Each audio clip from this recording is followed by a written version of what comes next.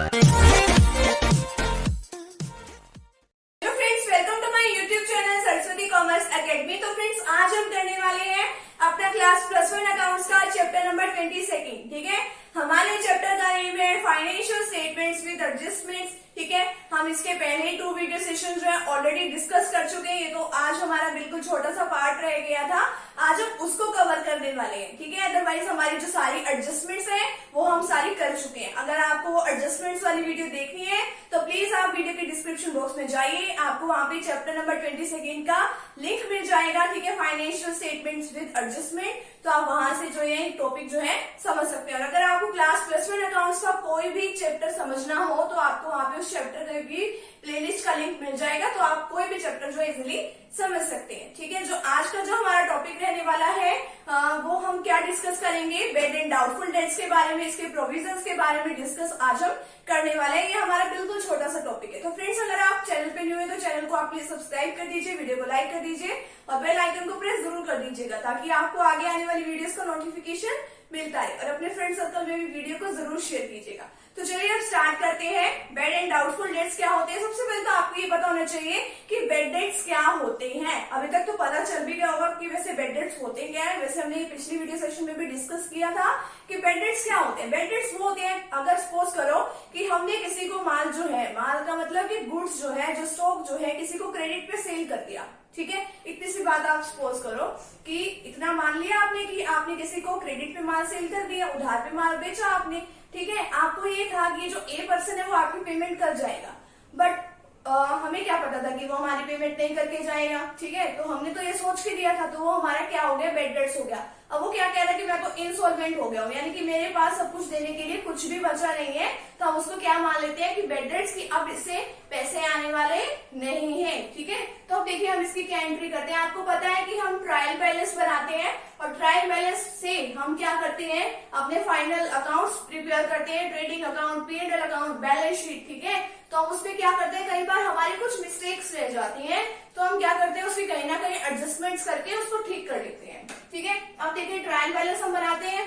Trial balance में आपको पता है name of account, debit and credit. आपका बेड डेट दिया हुआ है 8000, सन्ड्री डेटर्स है आपके 2 लाख। अब एक बात आप हमेशा ध्यान रखना, जो भी चीज आपकी ट्रायल बैलेंस के अंदर गिवन होगी उसके एडजस्टमेंट्स आप सिर्फ एक बार करोगे। ठीक है, चाहे ट्रायल बैलेंस में कर लेना, चाहे P&L में या फिर बैलेंस शीट में।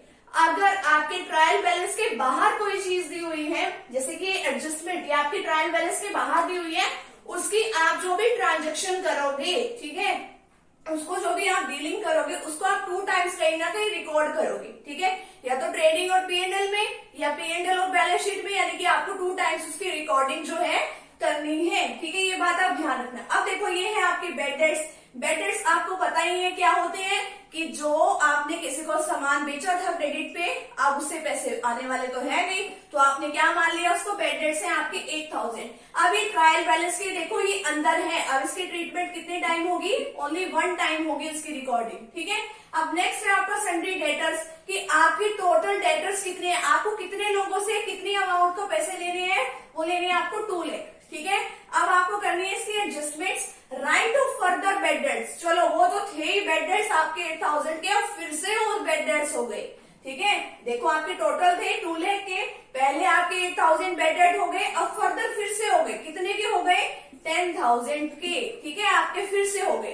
तो अब देखो ये जो बेड डेट्स है इसकी ट्रीटमेंट आप कितनी बार करोगे, 1 बार। क्यों, क्योंकि ट्रायल बैलेंस की चीज अंदर गिवन है। ठीक है, और हम ये लेट करते हैं कि जो भी चीज ट्रायल बैलेंस के अंदर गिवन होती है तो उसकी पहले ही एक जगह जो है ऑटोमेटिक रिकॉर्डिंग हो जाती है। अब देखिए अब आप क्या करते हो, आपने पढ़ा था कि एग्जाम्पल में इसके कि जो आपका बेड डेट होता है उसको एक तो आप रिकॉर्ड करते हो P&L के डेबिट साइड में, क्योंकि वो तो आपका क्या है, खर्चा है। ठीक है, और दूसरी साइड आप उसको कहाँ रिकॉर्ड करते हो, बैलेंस शीट में से। ठीक है, बैलेंस शीट में उसको एसेट साइड पे रिकॉर्ड करते हो। जो भी आपके टोटल डेटर्स होते हैं उसमें से जो भी आपका बेड डेट होता है, जितनी अमाउंट का, यानी कि अब उससे पैसे आने वाले नहीं है, तो उसमें से उसको लेस कर देते हो। अब देखो यहाँ पे तो आप रिकॉर्डिंग करोगे, यहाँ पे तो आप इसको भी रिकॉर्डिंग करोगे 8000 को। ठीक है, 2 बेड डेट्स कितने हो गए, 8000 हो गया ये तो आपका।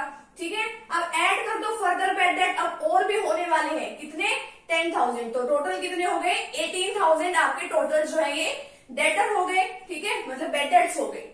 अब देखिए बैलेंस शीट में हम कहाँ ट्रांसफर इसको करेंगे, बैलेंस शीट में आपकी डेटर्स क्या होती है, एसेट्स होती है, तो आपको रिकॉर्ड करनी है 2 लाख की, बट इसमें से आपके बैड डेट्स भी तो हो गए ना।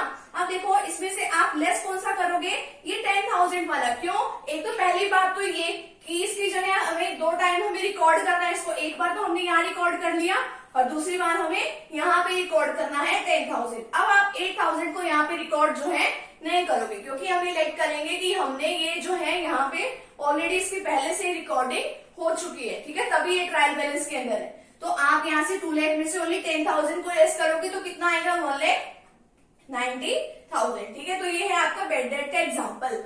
अब देखिए सेकंड केस है आपके पास, प्रोविजन है आपका बेड एंड डाउटफुल डेट्स का। अब देखो कई बार क्या होता है कि चलो जो बेड डेट हो गए वो तो हो गए, ठीक है। अब आपको कहीं और भी लगता है, अब आपको लगता है कि जो बी पर्सन है ना वो भी ऐसा ही है, वो भी हमारी शायद पेमेंट ना करे, ठीक है। तो इन फ्यूचर आपको पता है कि हमारा लॉस हो जाएगा ये तो, ठीक है, तो हम पहले से ही क्या बना लेते हैं, प्रोविजन बना लेते हैं कि अगर दे दिए तो भी ठीक, नहीं दे दिए तो प्रोविजन का हम कहीं और यूज कर लेंगे।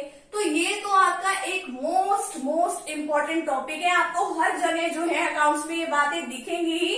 To make a provision for bad and doubtful debts 5%, make a provision for bad and doubtful debts 5%, ठीक है। चाहे आप +1 का अकाउंट्स पढ़ लो, चाहे आप +2 का पढ़ लो, यानी आप कोई भी अकाउंट पढ़ो उसके अंदर आपको एडजस्टमेंट जो है करने को जरूर मिलेगी, ठीक है। तो आप क्या बना लेते हो, प्रोविजन बना लेते हो। प्रोविजन तो बना लिया, प्रोविजन में तो आपका खर्चा है, आपके पास से तो पैसे जा रहे हैं, तो आप उसको कहाँ रिकॉर्ड करोगे, P&L के डेबिट साइड में, ठीक है। अब देखो ये ट्रायल बैलेंस है, ट्रायल बैलेंस में आपके डेटर्स दे रखे हैं, कितने हैं, 60,000, और आपको एडजस्टमेंट क्या दे रखी है, आपको प्रोविजन बनाना है बेड एंड डाउटफुल डेट्स का 5% डेटर्स के ऊपर। डेटर्स की अमाउंट पे, डेटर्स की अमाउंट कितनी है, 60,000 है, चलो इसकी अमाउंट, ठीक है। 60,000 का हम क्या करेंगे, 5/100, ठीक है, 5/100 कर दिया तो कितना आ जाएगा हमारा, 3,000 आ जाएगा हमारा, ठीक है। तो 3,000 हम यहाँ पे इसको रिकॉर्ड कर देंगे, P&L के डेबिट और क्रेडिट साइड हम बनाएंगे, तो हमें इसकी डेबिट साइड में रिकॉर्डिंग करनी है, to provision for bad and doubtful debts, ठीक है। 3,000 से हम क्या कर देंगे, इसकी रिकॉर्डिंग यहाँ पे कर देंगे, क्योंकि हमारे लिए क्या है, एक एक्सपेंस है। अब आपको पता है कि जो आप प्रोविजन बना रहे हैं उसकी तो आपको 2 टाइम्स एंट्री करनी पड़ेगी, क्यों, क्योंकि ये तो आपके ये जो ट्रायल बैलेंस के बाहर एडजस्टमेंट दी हुई है, तो आप इसकी एक और बार एडजस्टमेंट कहाँ करोगे, असेट साइड में ही आप इसमें से लेस करोगे, provision for bad and doubtful dates, इसमें से लेस करोगे। एक तो आपको असेट्स में तो लिखना ही होता है, ये डेटर्स लिखोगे आप कितना, 60,000 का, और लेस क्या कर दोगे आप, प्रोविजन की जो अमाउंट है वो आप लेस कर दोगे, यानी कि आप सपोज करोगे कि इतने पैसे और आपके आने वाले नहीं है, तो अब आपके कितने पैसे आएंगे, 57,000 आएंगे। तो ये है हमारा प्रोविजन वाला टॉपिक, ठीक है। कई बार अब देखो, कई बार हम क्या करते हैं, एक नया केस और है हमारे पास, इसमें क्या होता है कि हम पहले वाले साल में भी प्रोविजन बनाते हैं और नेक्स्ट ईयर में भी हम प्रोविजन बना लेते हैं। तो पुराने वाला प्रोविजन क्या कहलाएगा, ओल्ड प्रोविजन, और जो नए वाला प्रोविजन है उसको क्या बोलेंगे हम, न्यू प्रोविजन। अब देखिए किस तरीके से करते हैं, आपके बेड डेट्स दे रखे हैं 800 के, ठीक है, यानी कि अब आपके पास पैसे आने वाले नहीं है, 800, ठीक है। नेक्स्ट है प्रोविजन फॉर डाउटफुल डेट्स, कितने है ये, 2,500 के, ठीक है। प्रोविजन बनाया है आपने कि आपको क्या लगता है कि आपके इतने पैसे नहीं आने वाले, तो आप उतनी अमाउंट को प्रोविजन बना लेते हो, ठीक है, और इतने पैसे तो आपके एक्चुअल में नहीं आएंगे, 800।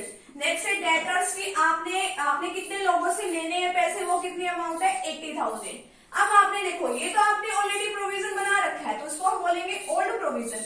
अब इस केस में क्या है, आपको एडजस्टमेंट करनी है, आपको फिर से क्रिएट करना है 5% ऑन डेटर्स पे प्रोविजन, ठीक है। अब आप न्यू प्रोविजन डेटर्स पे क्रिएट करोगे, डेटर्स कौन से हैं आपके, 80,000 का 5% करोगे तो कितना आ जाएगा यहाँ पे आपका, 4,000। ये आपने बना लिया न्यू प्रोविजन, ठीक है। अब देखो जो न्यू प्रोविजन वाली एंट्री है इसको आपको 2 टाइम्स करना पड़ेगा, क्यों, क्योंकि एडजस्टमेंट में दे रखा, और जो भी चीज आपकी एडजस्टमेंट में होती है उसको आपको 2 टाइम रिकॉर्ड करना होता है, ठीक है। तो आप एक तो यहाँ पे P&L में आप इसको रिकॉर्ड करोगे, और एक आप करोगे बैलेंस शीट में, और जो ये आपका पुराने वाला प्रोविजन है उसको आप ओनली 1 टाइम रिकॉर्ड करोगे, बैलेंस शीट में रिकॉर्ड नहीं करोगे। तो P&L के डेबिट साइड में देखो क्या रिकॉर्ड करना है आपने, to provision for doubtful debts. अब देखो यहाँ पे आपको एक तो रिकॉर्ड करना होता है बेड डेट, ठीक है, बेड डेट को रिकॉर्ड करते हो, कितने हैं आपके बेड डेट, 800 रुपीज के, क्योंकि ये तो आपका सच में ही खर्चा है। और फिर आपने बनाना है न्यू प्रोविजन, ठीक है, न्यू प्रोविजन कितने का बनाया है, 4,000, ठीक है। तो 4000 का फिर से आपका एक खर्चा कितने हो गए टोटल 4800, ठीक है। अब आपका देखो ये ओल्ड प्रोविजन था 2500, ठीक है। तो अब आपको ओल्ड प्रोविजन को ध्यान रखना है, ओल्ड प्रोविजन को आप लोग क्या कर दोगे यहाँ से लेस कर दोगे। तो ओल्ड प्रोविजन को आपने लेस करना है 2500, तो आपकी अमाउंट कितनी आ गई इतनी 2300, ठीक है। अब बैलेंस शीट में आपको क्या एंट्री करनी है, बैलेंस शीट में डेटर्स की अमाउंट में से डेटर्स कितने के 80,000 के।